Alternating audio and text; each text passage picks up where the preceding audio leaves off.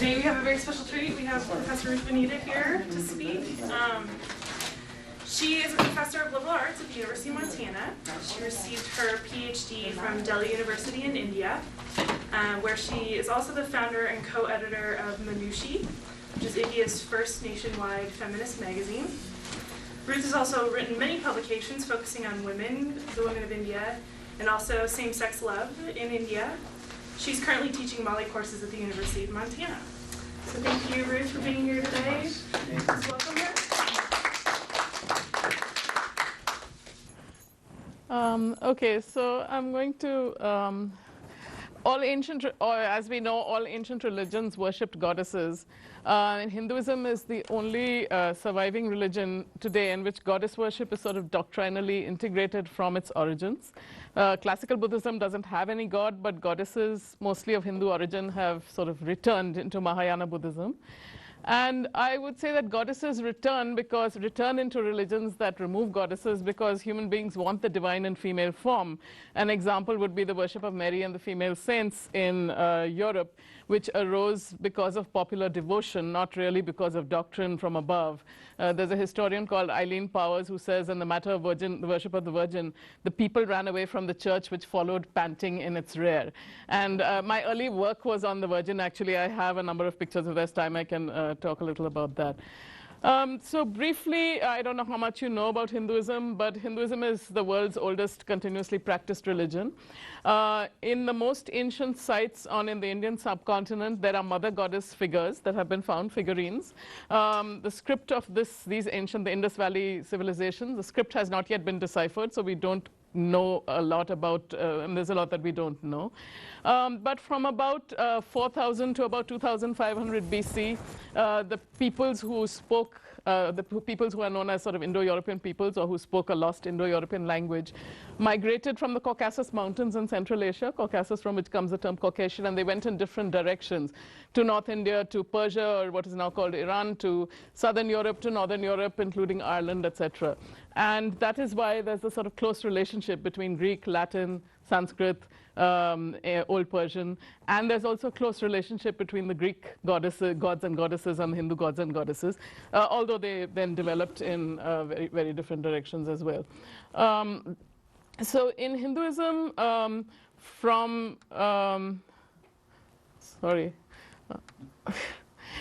Hinduism, in the Vedas, which are the ancient scriptures composed around 2000 to 1500 BC, you have a number of goddesses. There are many, many gods. So in Hinduism, there are hundreds and thousands of gods and goddesses. And however, all these gods and goddesses are seen as manifestations of the same divine principle. In fact, everything in the universe, in one sense, is a manifestation of the divine. And I think this idea of the oneness and the manyness, the simultaneous oneness and manyness of the gods, both of which are equally true, is very nicely expressed in this kind of icon that you can get on the roadsides in India. And it shows you, depending on how you turn it, it shows you the goddess Saraswati, who's the goddess of wisdom, education, and the arts. It shows you the goddess Lakshmi, who is the goddess of prosperity, wealth, and domesticity. And it shows you Ganesh, the elephant-headed god, who is also the god of learning, of education, and his image is placed on doors. He's the god of auspicious beginnings. I'll just pass that around, and you can just move it around and see how so it suggests that sort of oneness and manyness. Now, unlike the other ancient religions, like the Greek religion, the Egyptian religion, etc., which vanished when all the people were converted, Hinduism survived and therefore has changed over these 5,000 years a lot. And the basic principle of change in Hinduism, I would say, is assimilation. And many historians have said this. Basically, Hinduism has assimilated all kinds of influences from different cultures, both internal tribal cultures and external, because India was very much on the Silk Road, on the trade routes. And so it assimilated lots of influences, and Hinduism's way of dealing with influence is not to reject it or to try to convert it, but rather to sort of assimilate it. And you can see this in popular Hindu worship. Most Hindu worship is conducted at home. It's conducted in the kitchen, where the woman of the house traditionally has a little shrine and conducts the worship there, because the kitchen is supposed to be the cleanest place in the house. And it's also, the worship is conducted outside in nature. In both cases, you can see in the kitchen shrine and the shrine at home, home, lots of people will incorporate, along with the gods and goddesses, will also incorporate, for instance, a picture of Jesus, an image of the Virgin Mary, or image of Sikh gurus and image of Buddha. So they incorporate all of this into, it's very common to do that. Also, Hindus happily go to Muslim mystic shrines, to churches. Virgin Mary is very popular because she's seen like as a goddess figure. And there's extensive worship in nature of trees, of mountains, of rivers, all of which are seen as divine beings with names and so on. In the 6 schools of Hindu philosophy, which developed in around 1200 to 800 BC and are expressed in a set of books called the Upanishads. In these 6 schools of Hindu philosophy, there's a very major school called, 3 of them I should mention are what would in English be called atheistic. You don't need a god. So you can be a Hindu and an atheist, and this is possible, perfectly possible, philosophically and doctrinally. But most Hindus are theists of some kind. In one of these schools of philosophy is adumbrated this idea that everything in the universe is both male and female. There's a male principle and a feminine active principle. The feminine active principle is known as by many names. One of the names is Shakti, which means the principle of strength or energy. Energy, the word for energy or strength is Shakti, and that is gendered feminine. In Indian languages, most Indian languages, everything is gendered, either male or female, and sometimes neuter also. So this, in every being, there is both the male and the female. This is expressed in this icon, Ardhanarishwara, the god who is half female. This is a Shiva and Parvati. So you can see that one side is female, the other side is male, and the male side you can see has the bull or the cow attached to it, and the female side has the lion or the tiger. Usually goddesses, many goddesses are shown riding on lions and tigers because the goddess, or this active principle in nature, is the ferocious, violent one that kills demons, etc. And whereas the male principle is relatively passive, the sort of the one who witnesses the action. This has been written about by various social psychologists. That's kind of the different from what is prevalent in the West, this notion. However, I should emphasize that the idea is that every being has these 2 principles. If you look at this icon, it can be read to represent the oneness of husband and wife, the god and the goddess, or it can be read to represent the bisexuality of every being, that there's male and female in every being. And these male and female tendencies shift and change, but they are in every being. The goddess sort of is seen as residing in every being. There's an ancient goddess hymn, which is very beautiful. It says, Ya Devi Sarvabhuteshu is how it starts. And then every verse says, O goddess, you who is residing in every being in the form of what? Then that word changes from verse to verse. In the form of thirst, in the form of hunger, in the form of sleep, in the form of wisdom, in the form of strength, in the form of motherhood, in the form of error, in the form of mistakes, in the form of light, and so on and so forth. In the Vedas, the ancient texts, there are many hymns to goddesses and by name, named goddesses.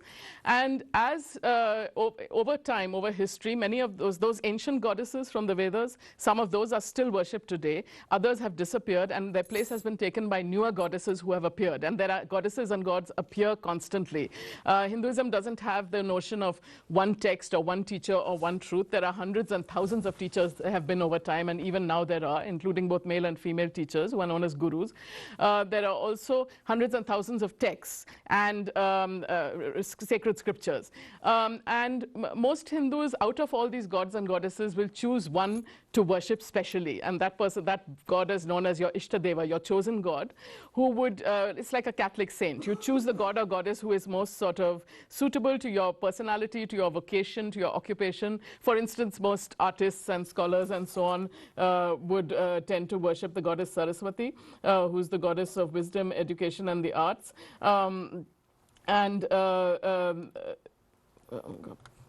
Here, she's a very ancient goddess mentioned in the Vedas. She's a river goddess. She's usually dressed in white and carries a musical instrument and a book. And this is a temple image. The earlier one was, this is a temple image of the same goddess in West Bengal. There's a day in the year when she is worshipped, and when she is worshipped, all the instruments of your art are worshipped. Basically, your people will worship their pen, their paintbrushes, their musical instruments, their computers today. You worship everything with which you are engaged in the pursuit of wisdom, which is what she represents. And she resides in all those things, basically. Similarly, okay, so This principle of the feminine divinity is also incorporated in most temples, I would say. So if you look at these are images of the temple. If you look at a common Hindu temple, the structure is something like this. It has a sort of a mountain peak top known as a shikhara. It's very often covered with sculptures which represent all the activities in the universe. And but as you go through the courtyard, you'll go through the pillars. There may be several small shrines around for different gods and goddesses. But as you go into the interior, where the main god or goddess is, this interior, this little thing that you see here, this niche form, which you see right inside, will be in the darkness. So you go from the lighted exterior into this dark, small niche, and this is known as the Garbha Graha. And Garbha literally means the womb, and Graha means the home that is the womb. And that is the central shrine in the most sacred place in the temple that you approach. So this principle of the divine feminine is sort of built into the very architecture of temples. Also, there is the worship of the Shiva Lingam, the gender is represented of Shiva. God is represented in the form of a pillar, which has been seen by some scholars as a type of phallic worship. But you also the triangular form, which is known as the yoni or the vulva, which you see in many of these. These are mandalas, ways of representing that geometric of representing, and then sometimes these yoni figures will be on little plates, which will be kept in the shrine. And they're also built into temple structures. This is an older image of where you see a man and a woman worshipping the yoni structure, which is built into a temple sculpture. So that's one way in which the feminine is incorporated. In the epic and Puranic period, which is from about 500 BC to about 1000 AD, that whole period, there's a whole rise of goddesses. There's a proliferation of goddesses in this period, and many of those are the goddesses which are still worshipped today. So Saraswati, whom I already showed you, the goddess of wisdom, and I should mention that the goddess of education, when children are first taught to write, very often they trace that ceremony of learning first how to read or write is worship of the goddess Saraswati, and she's also her festival is celebrated in a lot of schools and colleges. This is the goddess Lakshmi, another very powerful major goddess, who is the goddess of wealth. As you can see, the gold coins showering from her hands. She's the goddess mostly worshipped by merchants, businessmen, etc. And if you go into shops in India, many shops and commercial establishments will have a picture of Lakshmi, and they light a candle in front of a lamp in front of it every day. She's associated with beauty, prosperity, wealth. And her festival, which is the festival of Diwali, is the most important one in North India, when lamps are lighted and she is welcomed into the house. And the idea is, and merchants open their new account books on this day. Goddesses are also worshipped in the form of Lakshmi, the goddess I just showed you. She's also incarnate. She also is the goddess who is, there are incarnations of her in the form of heroines who are, epic heroines who are both seen as both human and divine. Sita and Radha, the beloved of Krishna, are examples. Another one example of that is this plant Tulsi. Many trees and plants are worshipped, but this is a particular household plant that is planted in many courtyards, and which the woman of the house waters and walks around in the morning. And here you see that plant Tulsi, which is supposed to be an embodiment of a goddess. This is another very favorite woman who is both human and seen as an incarnation of a goddess, is Yashoda and Krishna. Krishna's adopted mother, Yashoda, who is seen as his, it's like the Virgin and the Child. This is the most popular mother and child image seen everywhere. And also one popular way of showing this is to show an image like this. She's very often, Yashoda and Krishna will be shown along with the cow and the calf, where clearly the two, so the motherhood is represented in both of these. And in Hinduism, many animals of different kinds are worshipped. Almost every animal or bird is worshipped, or insect or reptile is worshipped somewhere. This includes snakes and tigers and lions and every creature. But cows have a very special place, and cows are particularly worshipped as mothers, and you can see that sort of represented in this icon. Another very popular form that the goddesses take is that of, it's for some reason stopped working. You X out of the image itself. I'm trying to, it doesn't let me. Anyway. Another very popular form of the goddess is the fierce goddess, who is both a mother and fierce at the same time. All goddesses are mothers in one sense. They're all addressed as mothers, but oh, you X that. Maybe. Okay. Anyway, so I may not be able to show anymore, but Durga, and now I should say in different parts of the country, in different regions of India, and in Nepal, which is also a Hindu majority country, different goddesses are more worshipped. So whereas most Hindus might worship one god or goddess more, but they will never disown or deny the divinity of all the others. So it is, and in fact, most Hindus will also say that Allah or Christ or any other god, they are all gods too. They're quite happy to acknowledge all of them as divine. So Hinduism doesn't sort of, that's why it's not a conversion religion, because there's no need to convert anyone because everybody is following their own path is kind of the idea. Some paths are seen as higher than others or better than others, but all the paths will lead to the same goal is the idea. Okay, so the goddess Durga, whose picture I can't show you, Durga or Kali, is a fierce goddess. She rides on a lion or a tiger, and her worship is there's this huge celebration in all over the country, but particularly in Calcutta, for example, where the whole city shuts down for 10 days, and there's a fast that many people keep a fast for 9 days, every day for a different goddess, and it culminates on the 10th day with Durga, and the city is full of all kinds of cultural celebrations and cues of dancing and singing, etc. Yeah, this is what I closed on that, maybe by mistake. So dancing and singing are forms of worship. People who dance and sing in India, it is seen as a meditative process and it is seen as a meditative exercise. And at some festivals in particular, you have to dance. So say Janmashtami, the birth of Krishna, dancing is the primary form of worship. Kali is another form of Durga who, oh, it's come back. That's great. Yeah. Kali is another form of Durga who is, Kali means dark, the dark one. And this is similar to the Greek goddess Diana, who has the dark form Hecate, who has 3 forms, Persephone, Diana, and Hecate. So the dark form Kali, you may have seen pictures of her. She has a necklace of skulls and a tongue sticking out with blood dripping from it. And she's dancing on the body of a prone body of a man, which is usually seen as Shiva, her husband, on whom she's dancing. So she's this terrifying goddess. She has many, many heads, many, many arms, and she lives in the graveyard. And there are some practices known as left-hand practices where people worship Kali with all kinds of esoteric kind of exercises in graveyards with skulls and so on. So it's kind of, and animal sacrifices are also made only to these goddesses, Durga and Kali. Kali, though, is also worshipped as a mother, and it's sort of, this is something I'm still trying to, it's hard for me to sort of grasp, but this idea of, it's sort of the since Hinduism does not have any devil, does not have any hell, does not have any permanent hell, does not have any damnation. There are only temporary hells, and there is constant rebirth where even the demons ultimately are not excluded from the divine. They are also manifestations of the divine.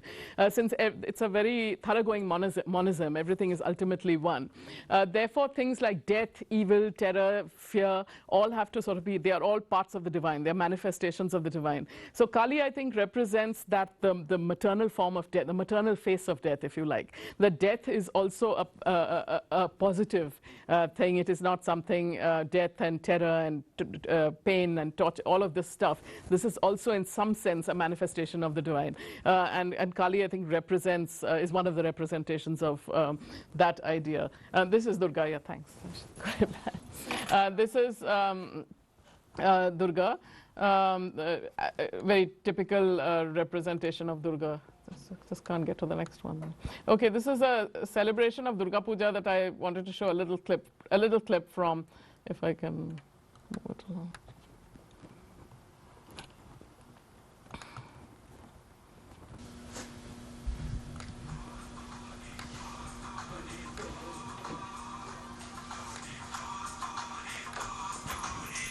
These are the crowds of people going to the shrine at Durga Puja, the worship of Durga in Calcutta. And you'll see people of different religions. You may not be able to make out, but the ones wearing turbans, for instance, are Sikhs. And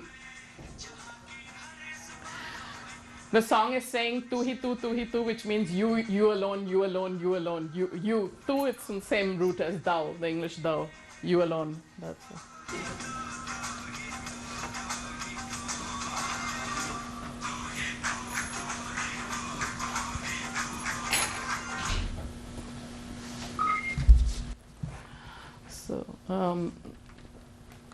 So let me show you. This is Kali, whom I was telling you about, with the skulls around her neck, the blood dripping, the tongue sticking out of the blood dripping, battleground in the back, head in her hand, dancing on her husband's body.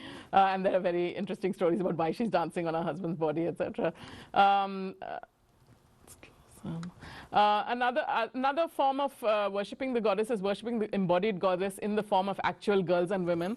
And in Hinduism, one could say that if everything is a manifestation of the divine, then everyone is in one sense a manifestation of the divine, higher or lower, more evolved or less evolved.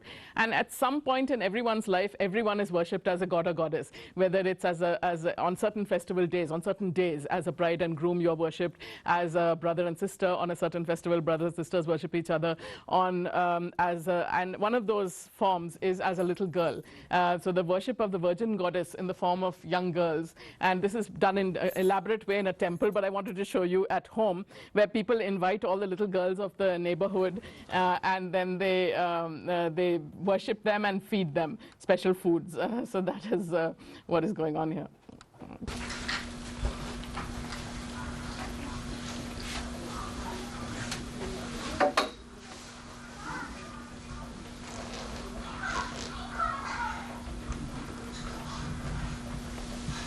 So it's an ordinary house where on the one hand people are carrying on eating and doing whatever. You see the shrine there lit up at the back, and then the little girls being fed.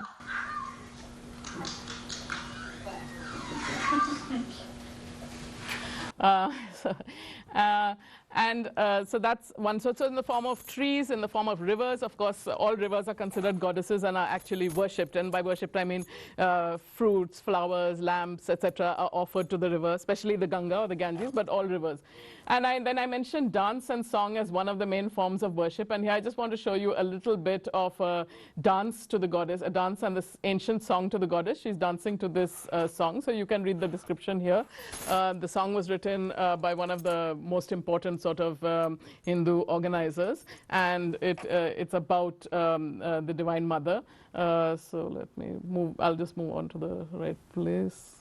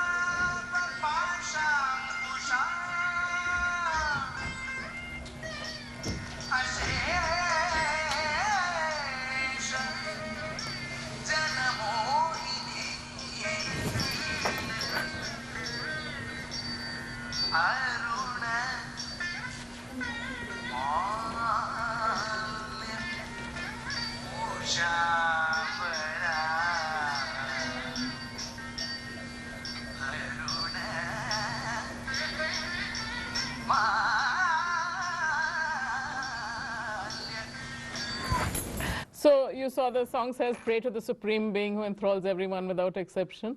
And so the idea is that the Supreme Being can be seen in many forms, in human form, in animal form, in plant form, and in the form of the goddess too. So, this applies to, like, the woman of the house is referred to as the Lakshmi of the house. The Lakshmi, the goddess Lakshmi, she's the Lakshmi of the house. Or if a girl is born, you say, even though there's a lot of son preference, but a nice way of saying a girl is born is to say Lakshmi has come into the house. That's normally the way in which the girl is. And I wanted to tell you about this dance performance that is coming up that we've organized. And he's going to, one of the dance pieces he's going to do is the 8 forms of the goddess Lakshmi.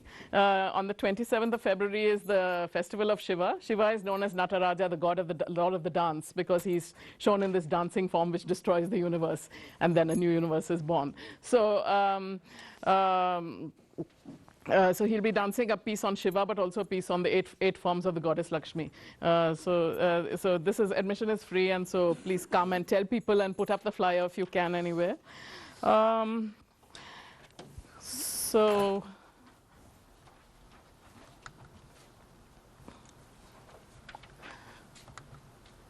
shall we go on to questions, or shall I talk about the Virgin Mary and make some connections there? I mean, what would you like? Okay.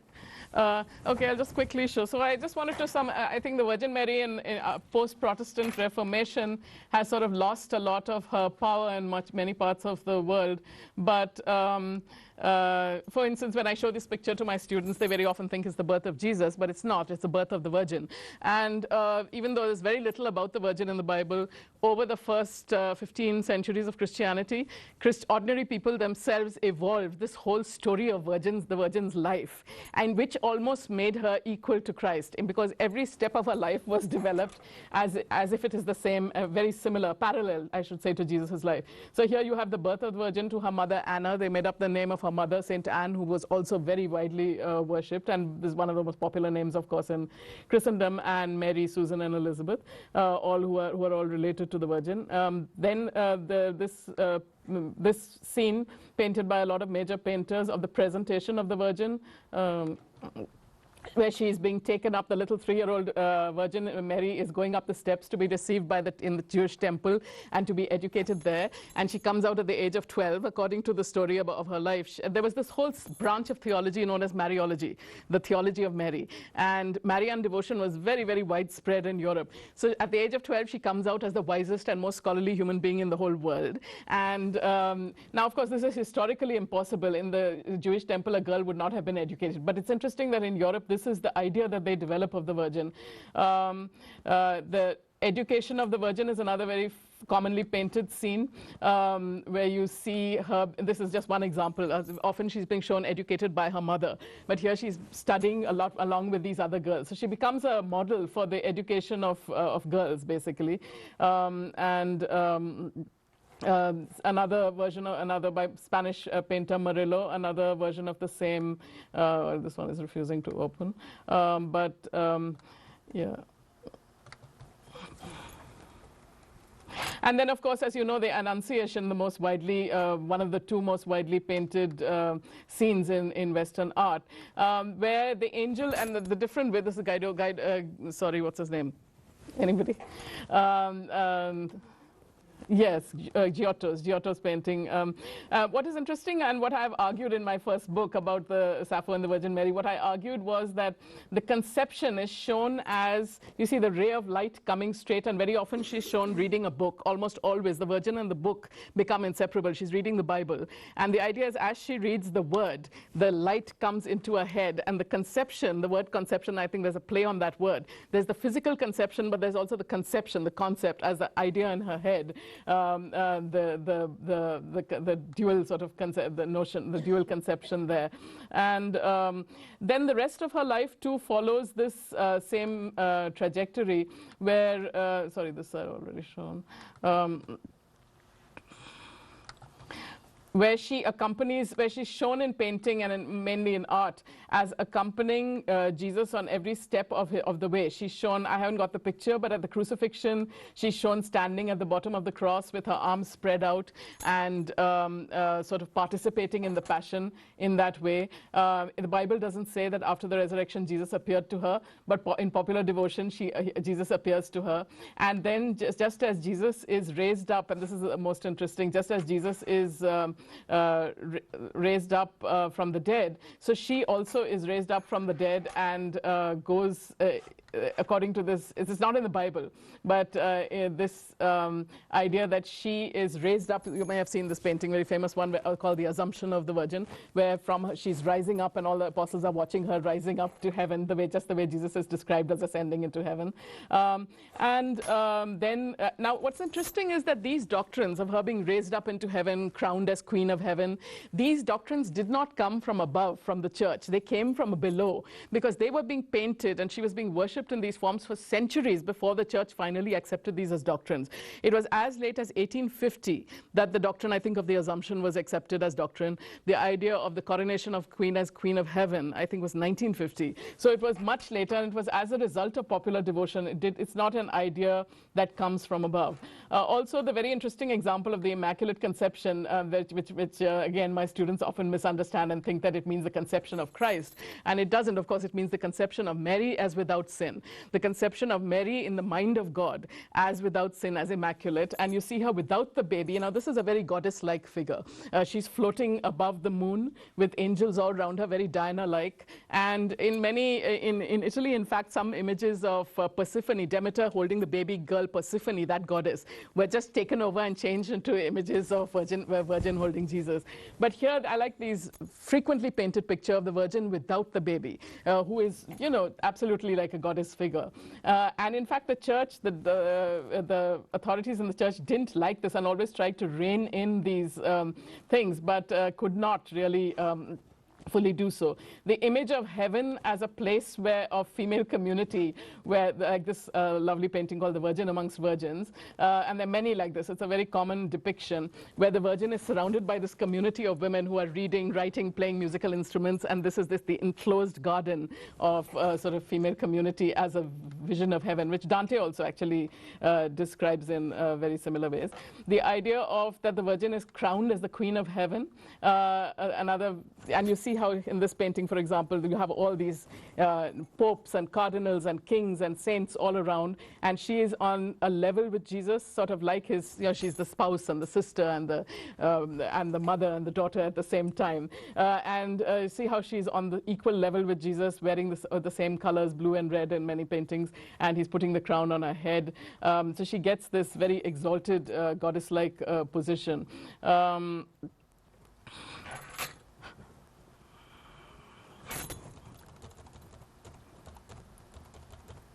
And I don't know if I perhaps don't have that one, but I wanted to show that one. But you must be familiar with these images of the Virgin as a figure where she's opening her cloak. It's Misericordia, where she's opening her cloak and she's standing like this much larger than life figure without the baby, with her cloak open, and all under the cloak are clustered all the human beings, men on one side, women on the other side, and this includes again popes, cardinals, kings, queens with crowns, etc. And she's sort of protecting and sheltering them all with her cloak. It's, you know, it doesn't get more goddess-like than that. So and this is what I was, many historians have argued that this return of the Virgin almost against the will of the church, the building up of the Virgin as a goddess-like figure is because European peoples were used to worshipping goddesses, and when they got converted, and it's not just the Virgin, then there's a whole host of female saints who are doing all these adventurous, wonderful things, that they replace the goddess with this until the Reformation comes along. But even then, I think these things persist and come back in different ways. So maybe I'll stop there and we can have a discussion. Are there any questions for Ruth?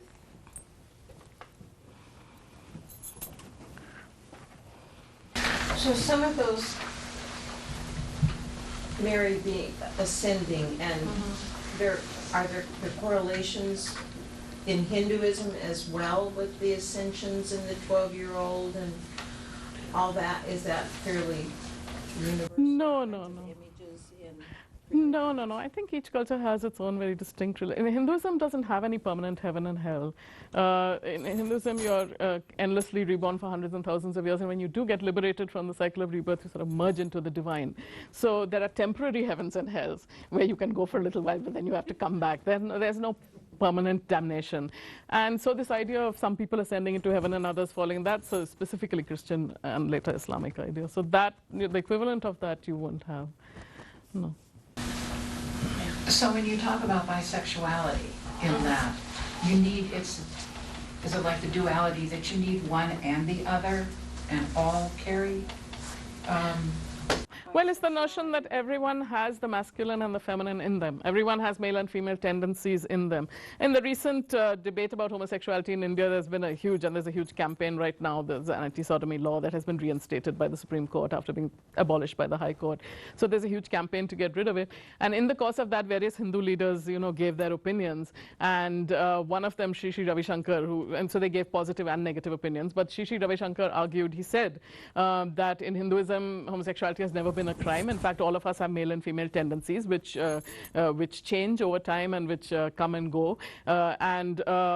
He said the Lord Ayappa, one of the gods, has in fact two fathers. He doesn't have a mother. He's the son of Shiva and Vishnu, which is quite true, according to that story. And so he said it's ridiculous to make it a crime.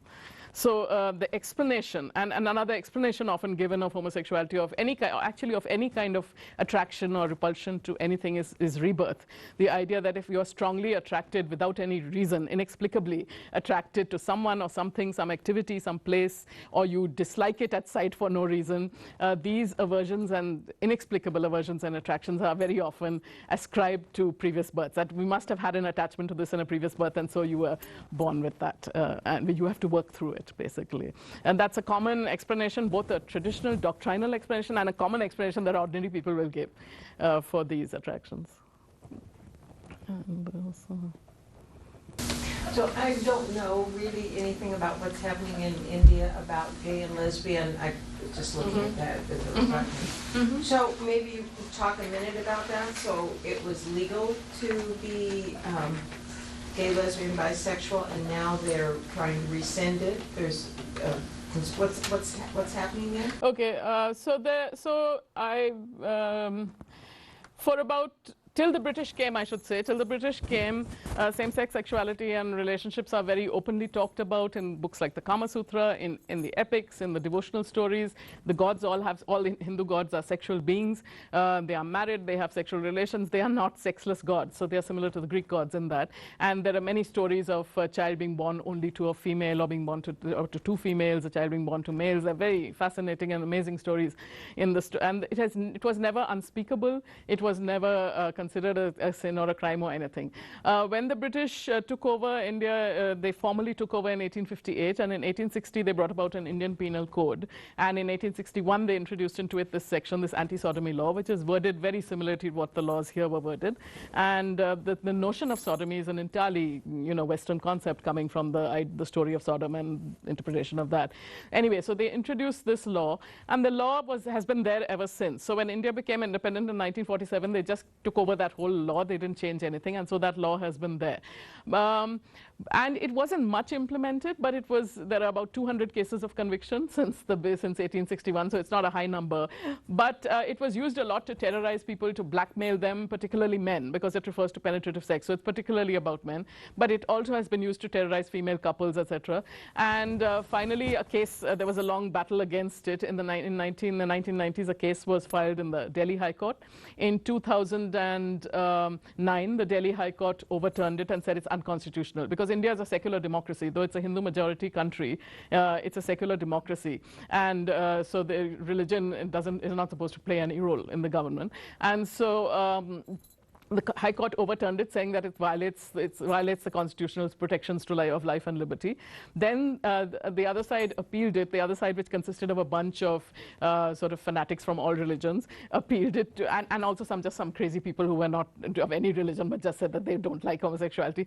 They appealed it to the Supreme Court, and the Supreme Court just now in December 2013 reinstated the law without giving any arguments, just saying if the Parliament wants to get rid of it, they should get rid of it. It's not really our business. We don't think it's unconstitutional. So without really arguing the case, they reinstated it. So there are lots of LGBT groups and movements and civil rights groups. It's not just LGBT, but lots of straight people too. So there's been a huge movement ever since, a huge campaign to do something about this, which is hard to say what to do since the Supreme Court is the highest court in this. And the government, interestingly, the ruling party, Congress government, didn't defend the law. They said that they were fine with overturning it. They actually appealed it against it. But The Supreme Court, for some reason, decided in this way. And the Supreme Court is different from the US Supreme Court. There are 26 members of the Supreme Court, but the bench that sits is only 2 people. So actually only 2 people decided this. And then we filed a review and tried to get it reviewed by a full bench, which would be 5 people, and they refused to get it reviewed. They said, no, we think the judgment is fine, it doesn't need any review. So that's where it stands right now. But there are lots of, now it has in a way given a big fillip to the movement, because there are lots of a lot of young people who are protesting a lot and who are very openly out and, things like that. So even though the law is there, it's not implemented the way it is in some African countries and things like that. So there would be a lot of protest if it was implemented. So, yeah.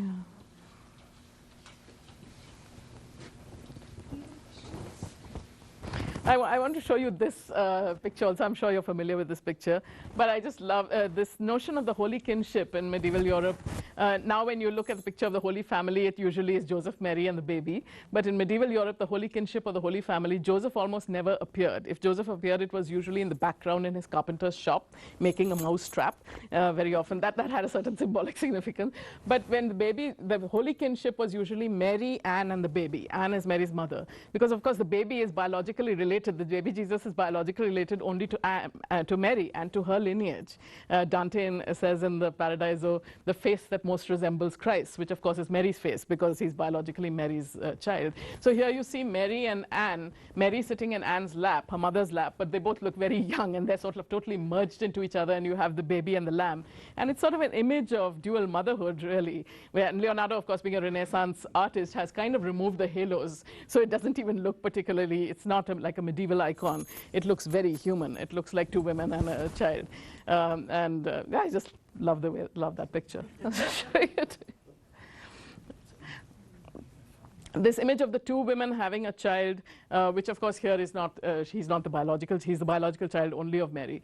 But in an Indian 14th century Sanskrit and Bengali text, there's this lovely story of 2 women who have 2 co-widows. They are both married to the same man. The man dies. They don't have a child.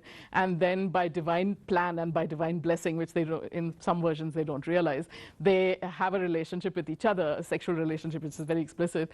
And then one of them gets pregnant by divine blessing. It's a lot like the Immaculate Conception. And then when she's shocked to find herself pregnant, and in some versions she wants to commit suicide because she thinks she'll be disgraced, then one of the gods appears to her and says, no, this is a divine plan because this baby is going to be a very special baby. And she says, well, how can this be possible? And he says, no, I have made it possible. So it's a lot like Mary, questions and answer Mary and Gabriel have. And then the baby is born, and the baby becomes this very famous hero who most people in India know the baby's name, Bhagirath, though most people don't know this version of the story. And Bhagirath becomes this hero and this king in whose lineage the god Ram is incarnated, so very important.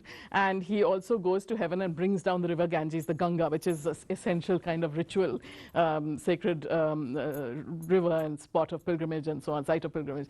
So, and the text then says that his name is Bhagiratha, and it gives an etymology of his name, which is not an accurate etymology, but it's really interesting because the word Bhaga in Sanskrit has about, if you look at the dictionary, has about 100 meanings. But one of those meanings is vulva, and the text says because he was born of 2 vulvas, or he was born of the pleasure between 2 vulvas, he is known as Bhagiratha. And it insists that that is the meaning of his name. So I find that interesting, kind of foregrounds his, this was a little known text which we discovered, my co-author and I, in this book, Same-Sex Love in India, we discovered this in 2000. We collected all these different texts about same-sex love from over 2,000 years and it was published in the form of this book. And this was one of the texts. I think this was one of our best discoveries, where the text is insisting on foregrounding the fact that he's the child of 2 women instead of hiding that. And it's a devotional text. It's a devotional text for the Lord Rama. So that's, I think, interesting. Yes. Could you explain why Shiva is shown standing on her husband, or dead husband, or? Kali, you mean? Kali, Yeah, Kali. yeah. Kali is one of the forms of the goddess Durga, who is married to Shiva. And the story about standing on her husband, we don't really know, but various interpretations and theories and stories have been proposed. So because she's shown in that picture, she's standing with her tongue out.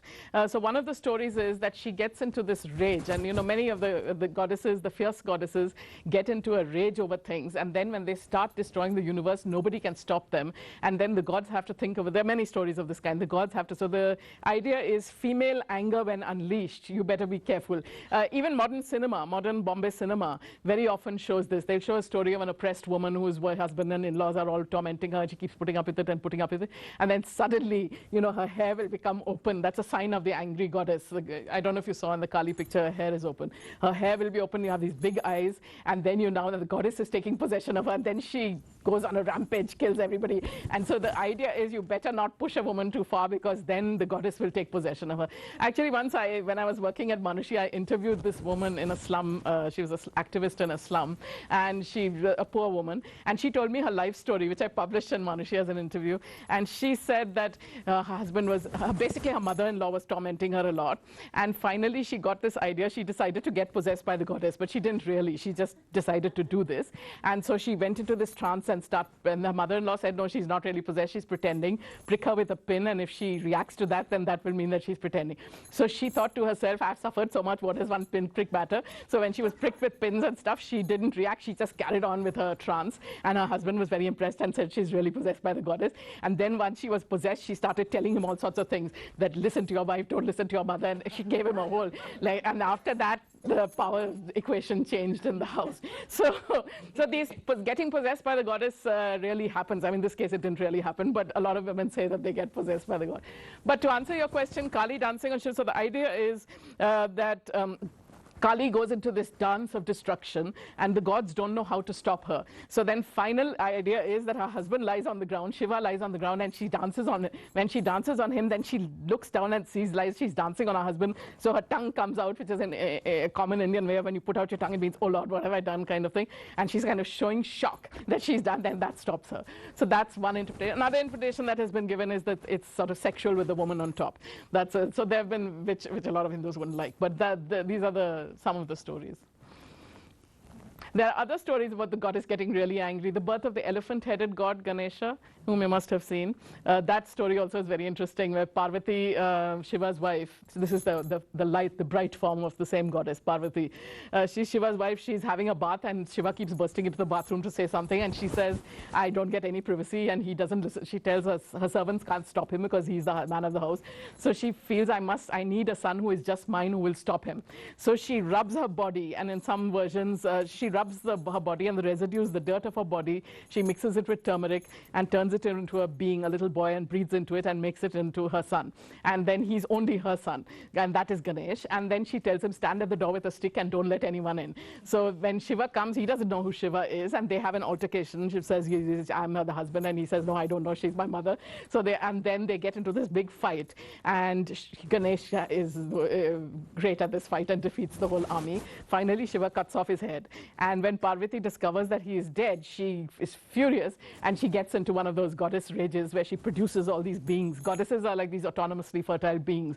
So beings, many, many female, more goddesses jump out of her, and they are totally going to destroy the world. So then they have to stop her, and then they plead with her, and she says, okay, then you restore my son to life. So Shiva immediately sends out his servants and says, whatever animal you find first, bring the head of the animal. So they go out and they find an elephant. So they bring the elephant head and put it, and that's how Ganesh comes back to life with the elephant head.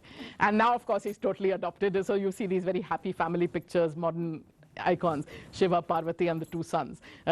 Ganesha is now treated as Shiva's son, but this is the story, well-known story of his birth.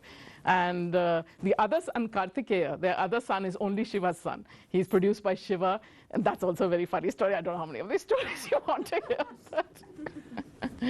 Yeah. In that story, Shiva and Parvati are having sex, and it goes on and on for thousands of years, so nothing is moving in the universe. So the other gods are upset and say, what is this? We have to stop them. So they go and send Agni. Agni is the fire god. Fire is a god. In most Hindu rituals, you light a fire. It's an essential part of the ritual.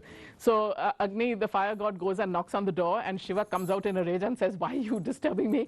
And when and at that point, Shiva ejaculates because he can't hold it back, and Agni swallows it. Agni is a male god. Agni, in some versions, swallows it. In other versions, takes it in his hands. But it's so hot that it's because of this energy that's burning him up. He can't bear it. So he goes and throws it out in a river. And then a baby boy is born from that, who's Kartikeya. So there's no woman taking part in his birth.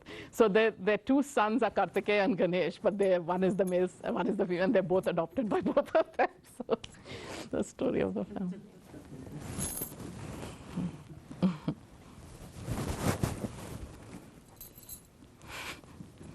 Yeah. Why is the cow so special?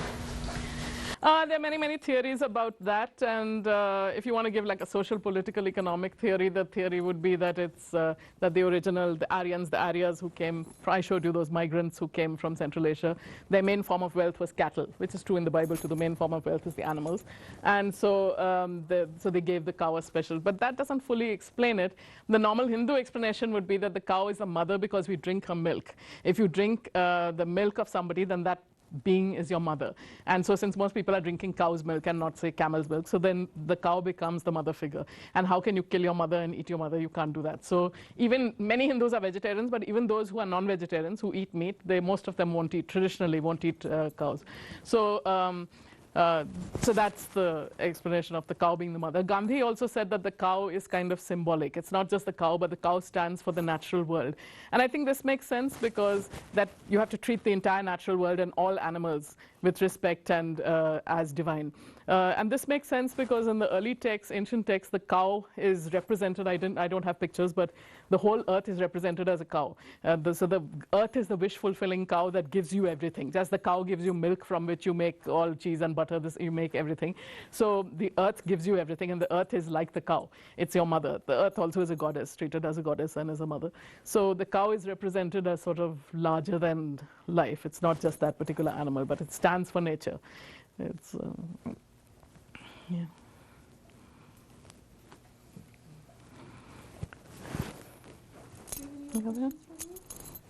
I came in late, so I don't really know what you addressed before, but I'm just very curious how you developed your interest in suburbs.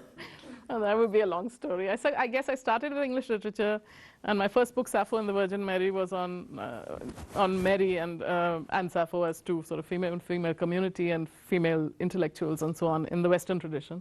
And then growing up in India and being gay and the topic never being mentioned either in the women's movement in which I worked or in the university where I taught.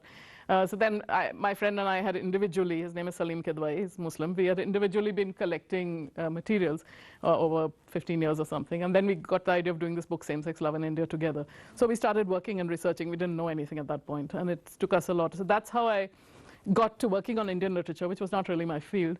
And I already knew Hindi, I learned Urdu from him and continued with it. I learned Sanskrit. And so then after that, my other books really grow out of that. So yeah, and the interest in Hinduism, I think, arises from that, because while working on that, I was interested, like, how come so many Hindu priests, for example, have conducted marriages of two women from 1980 onwards. There have been lots of cases of these runaway female couples who either commit suicide together or get married by Hindu rites. And this is completely outside the ambit of any movement, and much before it was, one of my books is on this topic, so on this topic of marriage in India, which was totally unrelated to the international movement. So I was interested in what these priests were thinking, and the doctrine of rebirth as a kind of, I discovered that was kind of the doctrine of change in Hinduism. It comes through ideas of rebirth. And by talking to priests or gurus or reading things also of what people have said or written on this topic. So I guess that's how my interest in. And when we worked on Manushi, we did a special issue on goddesses. And we did a special issue on women mystics, medieval women mystics. There are many women teachers and gurus and mystics. So that's how my interest in Hinduism, my work on Hinduism grew out of all of those things. Do you still work with that? No, I worked on it for 13 years. I was one of the founders, and I was very young when I founded it. I didn't know what we didn't know what we were doing. And we worked on it for 13 years. It kind of swallowed up our lives, and after that I left and started doing academic work. Yeah. Yeah.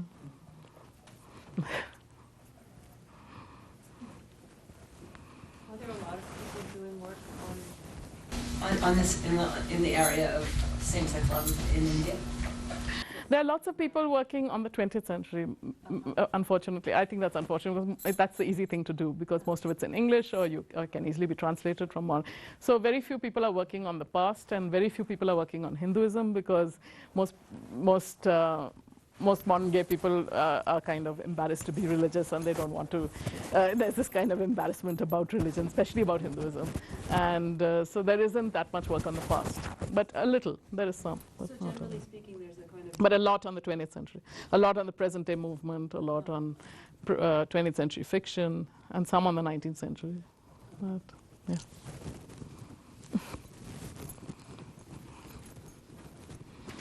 There's also sort of the worship of the mother. I was talking about the goddess in various forms, the worship of parents, especially the worship of the mother. And I think this has a really interesting influence. You know, one of the questions is, having goddesses, does that make any difference to women's status? And some feminists or some scholars would argue it does, and some would argue it doesn't.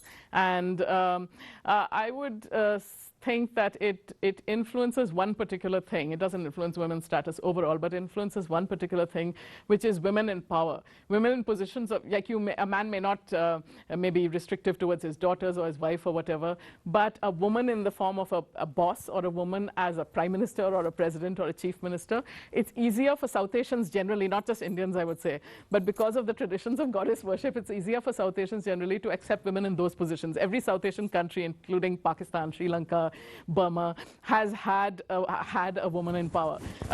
India's had a woman prime minister, woman president, and right now has several very powerful women chief ministers, including one from the so-called untouchable caste who is about to, she has prime ministerial ambitions now. And including one who is, you know, for all intents and purposes a lesbian quite openly, but but nobody talks about it. But she always appears with her best friend, with whom she lives, all totally dressed in a silk sari in exactly the same way. So and people accept all these very eccentric and different range of women when they are in those positions of power and authority because they are in sort of like goddess-like positions, and they actually even project themselves, as Queen Elizabeth did, project herself like the Virgin Mary. These women in power very often project themselves as goddess-like figures in their advertisements, in their commercials. You can see it on the hoardings. They project themselves as the goddess Durga, or sometimes even as the Virgin Mary in South India, where the Virgin Mary is worshipped quite a lot. So it's and I think that's where the difference is. It's not that hard to accept a woman in a position of authority, and that doesn't necessarily change the position of women in the house. And the other thing of the worship of the mother, the worship of parents, but in general, but there's a worship of a mother specifically, and I think that may be to do with, I don't know what it is due to, but I know this, that when you ask Indians, and this may be changing now, but I've asked Indians across generations, across class, across religion, just for fun. Like, I like to ask these funny questions, like, who's your favorite parent? And without a beat, everyone says mother. Whether it's my parents, my grandparents, my friends, male, female, makes no difference. There isn't any hesitation. And I think that worship of the mother is...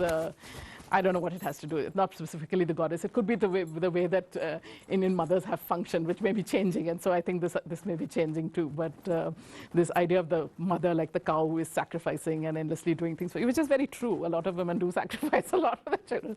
So there's a nice another story about the worship of the parents, which is the two sons, Ganesh and Kartikeya, whom I told you about. There's a divine mango which is to be given to only one of them. So they have a competition. The parents say whoever goes around the world 3 times and wins this race will get the mango. So Kartikeya jumps on his peacock, which is his vehicle. He's the lord of the armies, so he has a peacock and he's very sort of vain, and he flies off. And Ganesh has only a rat. This is kind of comical because Ganesh, who's the elephant-headed god, rides on a rat. So his rat can't keep up with that peacock. So he just goes around his parents 3 times. And they say, what are you doing? And he says, my parents are my world. So that's it. So of course he wins the prize.